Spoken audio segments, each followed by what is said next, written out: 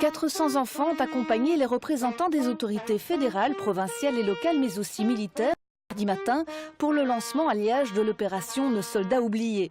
Pendant la guerre 14-18, 41 000 soldats belges sont morts au front. 30 000 ont été inhumés dans des cimetières militaires, comme ici à la pelouse de nord du cimetière de Robermont. Mais après la guerre, 9 000 combattants ont été rapatriés dans leur commune à la demande des familles et leurs tombes sont peu à peu oubliées. Notre but aujourd'hui est de rappeler que dans ces tombes, ce sont en fait des anciens combattants.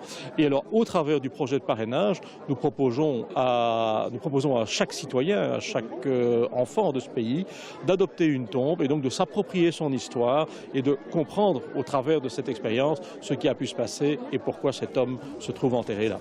Tout le monde peut devenir parrain ou marraine, il suffit d'un petit geste, un simple dépôt de fleurs. Les enfants de l'école de Fétine ont tout simplement retracé ensemble l'histoire de 2 Liégeois morts au combat et inhumés en dehors du carré militaire, Oswald Joseph Dechaine et Richard Hubens. Il a fait la guerre et il a combattu pour nous et il a été mort dans un hôpital à La Panne, si je me rappelle bien. Je pense que c'est très bien de faire ça parce que, comme je viens de le dire, peut-être que sans eux, on n'aurait pas eu cette liberté. Et heureusement qu'ils sont là. Après l'hommage rendu par les enfants, des plaques commémoratives ont été apposées sur les 2 tombes.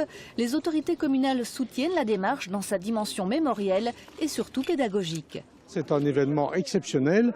On a vu combien ils étaient à la fois attentifs, combien ils ont fait d'efforts pour participer à la cérémonie et on permet ainsi de leur expliquer les choses, de leur faire participer aux événements et je crois que c'est important dans l'éducation citoyenne. Je ne sais pas s'ils comprennent toujours parfaitement ce qu'il en est, mais ils comprennent en tout cas qu'ils vivent quelque chose d'important.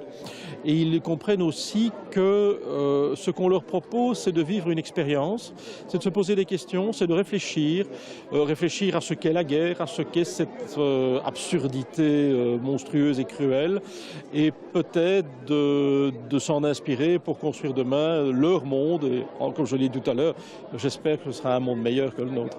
Tous ceux qui souhaitent participer au projet Nos héros oubliés peuvent s'informer via le site du War Heritage Institute. Il se terminera le 11 novembre prochain lorsque la dernière plaque commémorative sera posée sur la tombe du soldat inconnu.